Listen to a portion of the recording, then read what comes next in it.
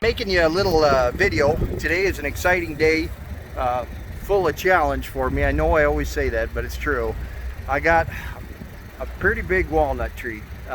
For a little guy like me, this walnut tree is big enough that makes me slightly nervous to cut it, and I got to be cautious and I got to make sure I do the right things on it.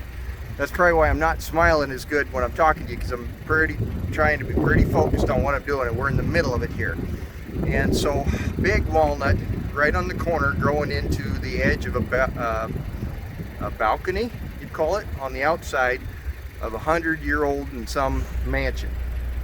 And I took the job and gave these people my word that I would drop this tree. And so I got to drop it right, or it's going to cost me a lot of money or a big insurance claim on my tree cutting insurance. And so I had the intention of filming this whole thing, but once I got here and I seen that this tree had some back lean to it, I said, heck with the camera, I got to make sure I do this right. So far, we've hooked up the excavator about, I don't know, 85 to 100 and some foot of cable and chain. We've pulled it. I cut a notch and I began my back cut, and I drove in some wedges, and I got my wife to help me, and I had her rigged up ready to pull in the excavator even more when I told her. But the reason I'm stopping to film now is because I just went and pulled on it with the excavator, and it's starting to go the way I want. It lifted on my back cut, you know, where you drive your wedges in, and so I feel a lot better about it now. And I think we're going to get it, and we're doing what we're supposed to. But so we're going to try and film this thing falling down for you. Okay. And I guess my wife will run the camera, and I'm going to have to run everything else. Okay, good. So, all right, thanks for watching, fellas. I'm just going to stay here. Yeah, just don't come no closer to this. Just honey. here. I think I can see it.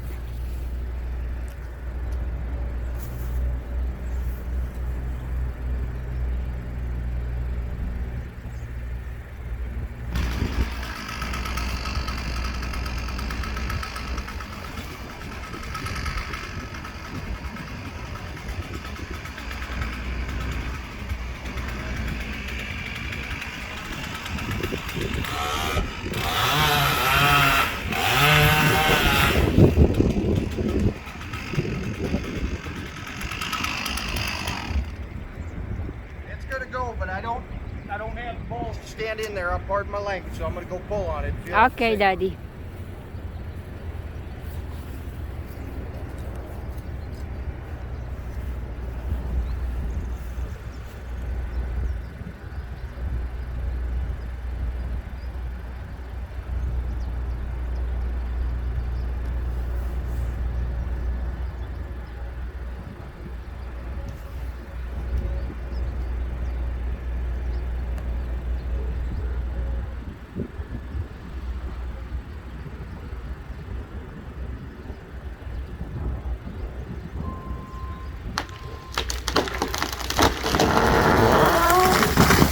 Yay!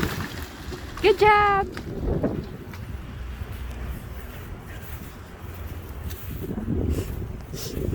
Good job!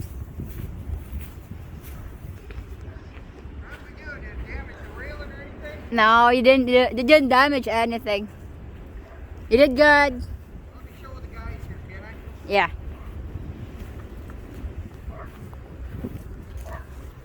Good job, Daddy. Okay, fellas, we got her on the ground. I think my wife probably caught that on camera. I'm going to show you the tree and what was going on here in the Holden wood. I know this is a crazy video, but this stuff is intensely interesting to me, I guess, to put it. I mean, I like it. It's very interesting, and I know for a lot of you it's kind of interesting maybe. So let me show you what we had going here, and it appears it worked out. It better have, or I'd have been in big trouble, but we done everything we could to do it as safely, to make it go the way I wanted it to go, so I didn't damage the house. Everything that a guy like me could figure out to do, but let me show you.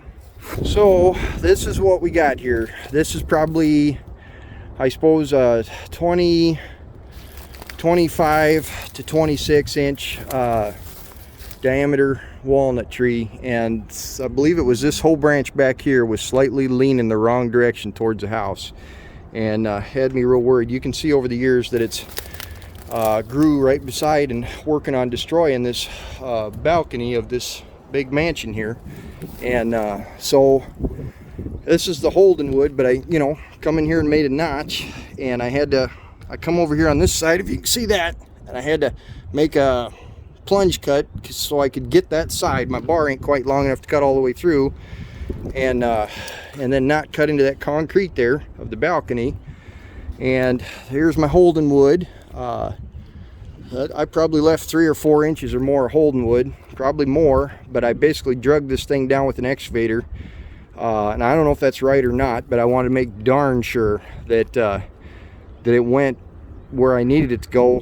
And the only way one guy can do it is to do what you can do for cutting, and then get out there and pull on it with the excavator. If I had 2 guys, I could do it at the same time if I'm real careful. But I had worked these wedges in there when I was cutting the back of it, and I knew I was things were looking up or gonna work out when the back started lifting off the wedges slightly, and they were going in easy, because I was worried she might try to settle that way, and then I was going to be in a heck of a shape. I'd have to pull for all I was worth, or get something with a winch to hook on beside me, you know. But once it started lifting and it was clearly going to go that way, then I felt like I was in pretty good shape. And you can see probably with the torque of me pulling and this thing twisting, this thing still popped off and ended up on the east side of the stump, busted what it had for Holden wood, I guess, once it went over. And but at least it didn't go over there into that thing and damage that any more than it already is.